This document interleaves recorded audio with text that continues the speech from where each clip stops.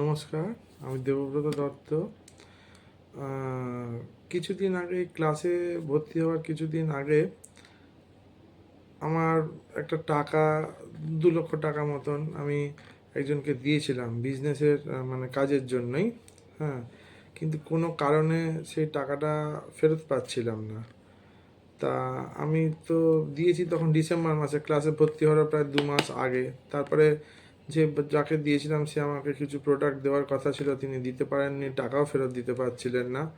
শেষ পর্যন্ত আমি যা স্যার ম্যাডামদের শেখানো পদ্ধতি অনুযায়ী সেটাকে আমরা অ্যাফরমেশনে লিখি, সেইভাবে ম্যানিফেস্ট করি। করতে আমি টাকা সঠিকভাবে এবং একদম সঠিক পরিমাণে, মানে যেভাবে যেভাবে আমরা অ্যাফরমেশন করেছি সেভাবে সেভাবে মিলিয়েই টাকাটা আমি ফেরত পেয়েছি।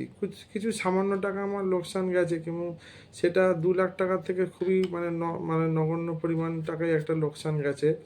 কিন্তু পুরো টাকাটাই আমি ভালোভাবে ফেরত পেয়ে গেছি, কোনো আমাকে অসুবিধা মানে সম্মুখীন হতে হয়নি। এবং যে কোম্পানিকে টাকা দিয়েছিলাম সেই কোম্পানি তো বন্ধ হয়ে যায়, টাকা তো ফেরতও পেয়েছি। তার সঙ্গে আর একটা মস্ত বড় জিনিস হলো যে বিভিন্ন আমাদের যে প্রোডাক্ট আমাদের জায়গা থেকে নিতে হয়, সেই আবার আরও নতুন কোম্পানির এবং আরও উন্নত টেকনোলজির কোম্পানির আমি খোঁজ পেয়েছি। এর জন্য আমি ইউনিভার্সকে ধন্যবাদ জানাতে চাই, স্যার ম্যাডামকেও ধন্যবাদ জানাতে চাই, এবং সমস্ত আমাদের এন্টায়ার নেক্সট বেঙ্গল মিরাকল ক্লাবের যে এন্টায়ার টিম এবং যারা আমরা ক্যান্ডিডেট যারা ক্লাস করছি সবাইকে আমি ধন্যবাদ জানাতে চাই। এবং আরও একটা জিনিস বলার ছিল। বাস কালকেই আর কি মানে আমার দাদাকে বাসে তুলে দিই। ওনার একটু পায়ের সমস্যার জন্য আমার ভয় লাগছিল যে একটু বাসে উঠে যাচ্ছে, উঠতে গিয়ে যাতে না পড়ে যায় বা কিছু যাতে না হয়, এরকম একটা চিন্তা ভাবনা করছিলাম।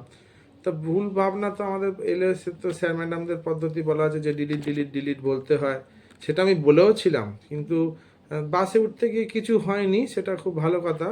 কিন্তু উনি সেদিনকেই সন্ধেবেলা এক জায়গায় রাস্তায় চলতে গিয়ে পড়ে যায়। তা আমি সেটাই ভাবলাম যে যেটা ভাবলাম ডিলিট বলেও কি মানে সেটা ফলেই গেল। মানে এখন যে স্যার ম্যাডাম যে বলেন আমাদের যে 7 স্টেজের প্র্যাকটিসগুলো করলে যে আমাদের ফ্রিকোয়েন্সি এত হাই হয়, মানে এই হাই ফ্রিকোয়েন্সিতে যদি আমরা ভুল ভেবেও ফেলি সেটাও একটা বিশাল বড় মানে ভুলের দিকেই এগিয়ে যাবে। সুতরাং সবাই ভীষণভাবে সাবধান হবেন। মানে ভুল ভাবনা চিন্তা করতে গেলে ভুলেও ভুল ভাবনা ভাববেন না, এবং ডিলিট বললেও হয়তো সেটা জানি না এটা আমার বলা উচিত হচ্ছে কি না, অনেক সময় জিনিসগুলো ঘটে যায়। তো সাবধানে মানে থাকবেন এবং ভুল ভাবনা চিন্তা নেগেটিভ ভাবনা চিন্তা থেকে অনেক দূরে থাকবেন।